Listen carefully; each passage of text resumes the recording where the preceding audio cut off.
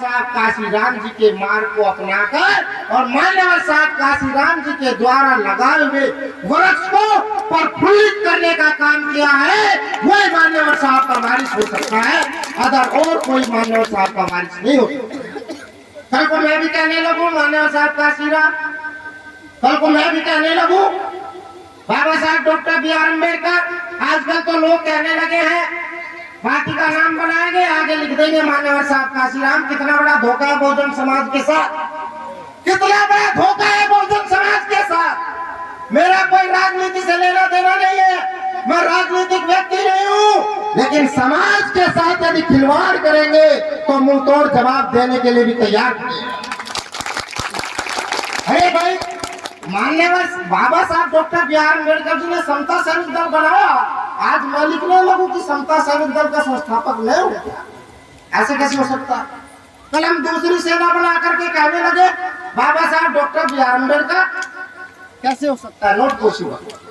बाबा Saheb doctor B R Ambedkar ji ने जो बनाया उसको प्रफुल्लित करने के लिए हम अपने प्राणों की आहुति देने आए हैं, और मान्यवर साहब काशीराम जी ने जो बनाया उसके लिए भी हम अपने प्राणों की आहुति दे सकते हैं, लेकिन हम उसको आंच नहीं आने देंगे, उसको आगे बढ़ाने का काम करेंगे। साथियों, आज आप सत्ता से दूर है, आज आप देश की लोकतांत्रिक शक्ति से दूर है, संविधान होते हुए भी आपको कोई अधिकार नहीं है।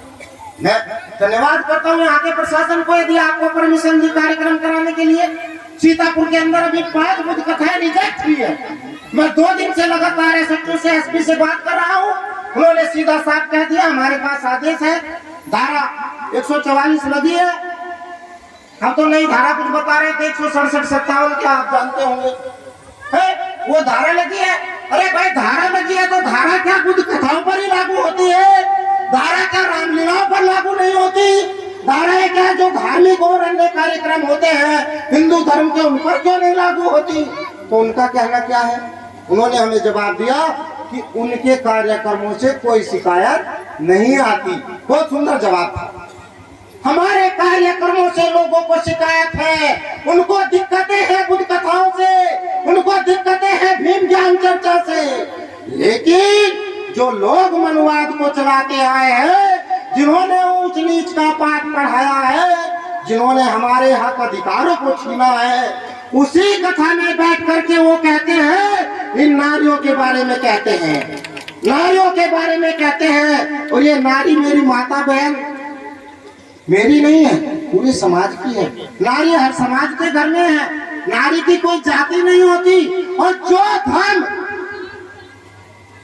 यहाँ रामास्वामी नायकर जी, पेरियार ईवी रामास्वामी नायकर जी की बड़ी फोटो लगी है, बहुत सुंदर है।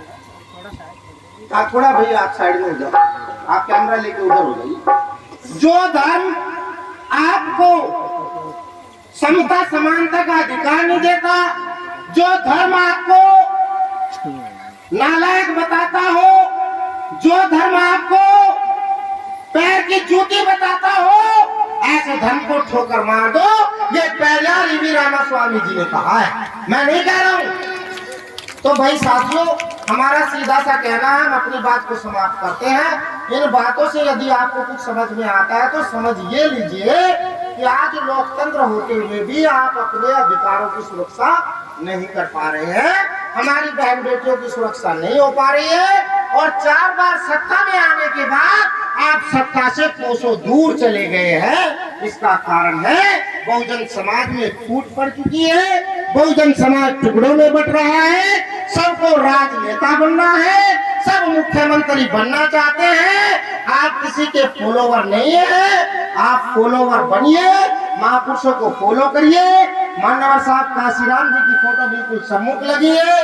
यदि आप में थोड़ी सी चेतना है, अपनी बुद्धि को दौड़ाने की जरूरत नहीं है। मैं स्पष्ट कहता हूँ, जो आदमी बाबा साहब को मानता है वो बाबा साहब की लिखी हुई बात पर विचार करना बंद कर दे, बस उसको फैलाने का काम करिए। बाबा साहब की लाइन को यदि कोई आदमी संशोधित कर रहा है तो समझ लीजिए वो बाबा साहब का और इस देश के बहुजन समाज के लोगों का सबसे गद्दार व्यक्ति है।